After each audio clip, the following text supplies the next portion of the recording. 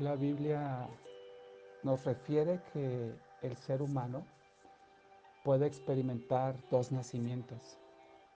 El primero, que es propiamente por el cual existe natural y biológicamente. También hay un segundo nacimiento que es espiritual. Ya hemos estudiado en otras ocasiones que el hombre no puede hacerse nacer a sí mismo, porque así como el ser humano no hace nada para nacer biológicamente, puesto que Dios le da la vida por medio de sus padres, tampoco puede hacerse nacer espiritualmente, ya que Dios es el único que puede hacer posible este segundo nacimiento. Ahora bien, en su nacimiento natural, el hombre viene a este mundo con una naturaleza pecaminosa por causa del pecado de Adán y Eva. Esto se debe a que el pecado de desobediencia que cometieron Adán y Eva es transferido a toda la humanidad y por ello todos nacemos con la tendencia a pecar y a desobedecer a Dios.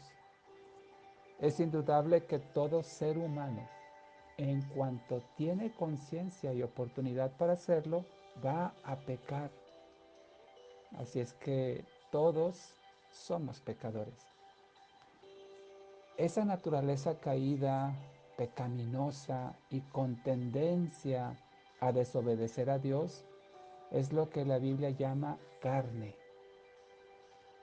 Así que podríamos decir que todos nacemos en este mundo en la carne, porque tenemos esa tendencia a pecar de forma natural. Con respecto al segundo nacimiento, es decir, el espiritual, sabemos que solo puede ser hecho por Dios. Él, por su gracia, es el único que puede hacer nacer de nuevo al hombre. Lo hace como respuesta a la fe que el hombre pone en Cristo y por su genuino arrepentimiento de su vida pecadora. Antes de este segundo o nuevo nacimiento, el hombre está muerto espiritualmente en sus delitos y pecados, como lo dice Efesios 2:1. Así es que mientras que el hombre no nazca de nuevo, todo lo que haga o todo lo que deje de hacer no significa nada para Dios, porque todo, absolutamente todo, antes del nuevo nacimiento espiritual, será producto de la carne y no del espíritu. Porque como ya dijimos, el espíritu del hombre está muerto antes del nuevo nacimiento. Así es que todo lo que produzca el hombre antes de ese nuevo nacimiento es carnal y eso no le agrada al Señor. Así lo dice Romanos 8:8. Dice que los que viven según la carne no pueden agradar a Dios. Esto significa que todo lo que haga el hombre antes de Cristo es desagradable al Señor, porque es de la carne. Y no se necesita ser un depravado o un pecador descarado, ni cometer actos graves de pecado para desagradar a Dios. Se desagrada a Dios simplemente viviendo según la carne. Y sin Cristo, esa es la forma de vivir en la carne. Porque el hombre que no es nacido de nuevo no tiene el Espíritu Santo de Dios. Así es que no importa si una persona tiene buen comportamiento, si hace misericordias, si se abstiene de hacer maldad, si no comete injusticias, nada de eso cuenta para Dios sin el nuevo nacimiento espiritual. Sin el Espíritu, todo lo que viene del hombre es de la carne. Y nuevamente, todo lo que hace la carne no agrada a Dios. Por muy noble o bueno que parezca a nosotros, no le agrada a Dios si viene de la carne. Por eso cuando Jesús dijo en Juan 3:6, lo que es nacido de la carne, carne es, y lo que es nacido del Espíritu, Espíritu es, nos da a entender que la carne no puede producir lo espiritual, que la carne solo produce carne o podemos decir obras carnales. Quiere decir también que la carne no puede ser transformada, no puede ser regenerada. La carne es y siempre será carne. Por ello, Cristo nos dice en Juan 3, en los versículos 3, 5 y 7, que es necesario que el hombre nazca de nuevo para ver y entrar al reino de Dios. Porque la carne, también dice la Biblia, no heredará, no entrará al reino de Dios la carne. Es necesario entonces nacer de nuevo espiritualmente para poder ver y entrar al reino de Dios. Cuando Dios produce este nuevo nacimiento del que estamos hablando, entonces el hombre ya puede andar y ya puede vivir conforme al espíritu que agrada a Dios. Aunque la carne seguirá presente en la vida del hombre mientras habite su cuerpo físico. Pero esa carne ahora, a través del nuevo nacimiento, ha sido derrotada. Dice la Biblia que ha sido crucificada, pero ahí sigue todavía. Así es que en esa dualidad de naturalezas, llamémoslo así, es decir, la carnal y la espiritual que cohabitan en todo ser humano cristiano, es responsabilidad del hombre vivir, como dice Gálatas 5:16. Dice, vivan según el Espíritu y no satisfagan los deseos de la carne. Esto significa que aún el nuevo nacido, el que tuvo el segundo nacimiento, que es espiritual, puede cometer actos carnales, porque todavía habita en el cuerpo del hombre, me refiero al hombre cristiano, todavía habita la carne. Y por eso Gálatas nos dice, no vivan para satisfacer los deseos de la carne, vivan según el Espíritu. Eso ya es la responsabilidad de cada uno, cómo vamos a vivir nuestra vida en Cristo. Ya sabemos que antes de Cristo todo es carnal, no hay posibilidad de hacer nada espiritual.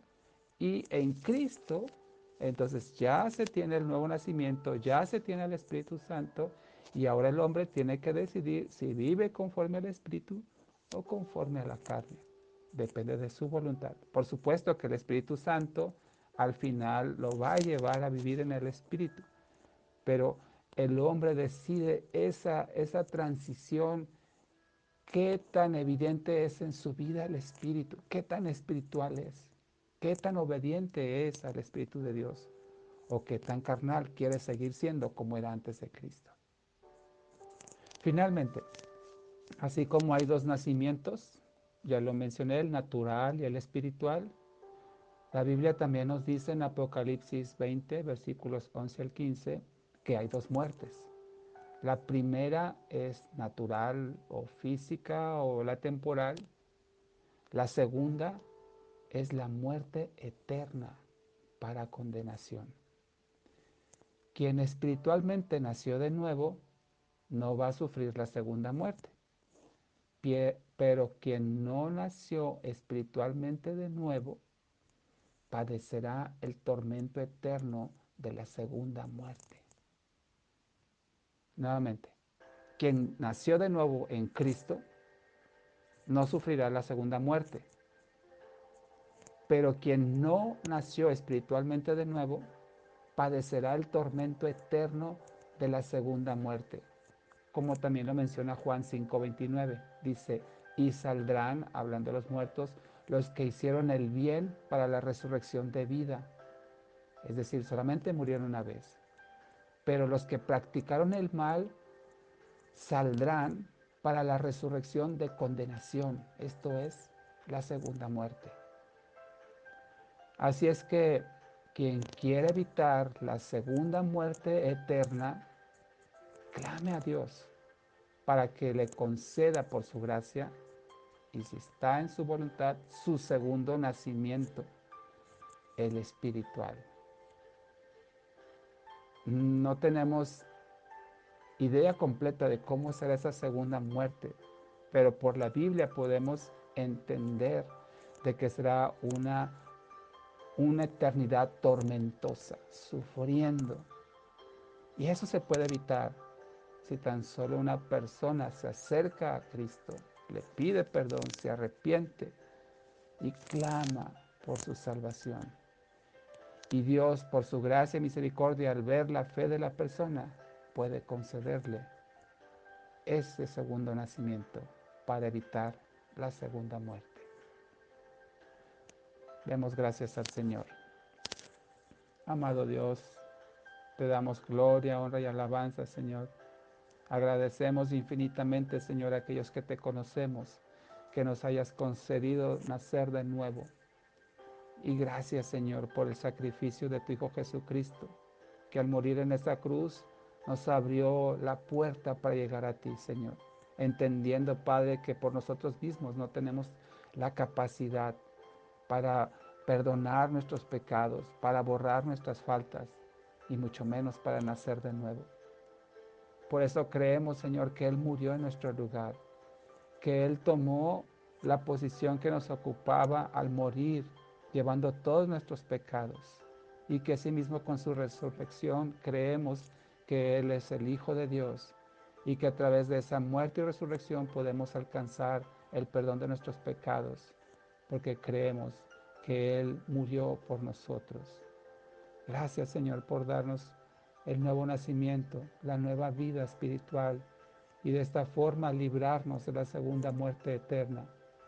Padre, te rogamos por aquellos que aún no han hecho su entrega, no han entregado aún su vida, Señor, en fe a ti, Padre.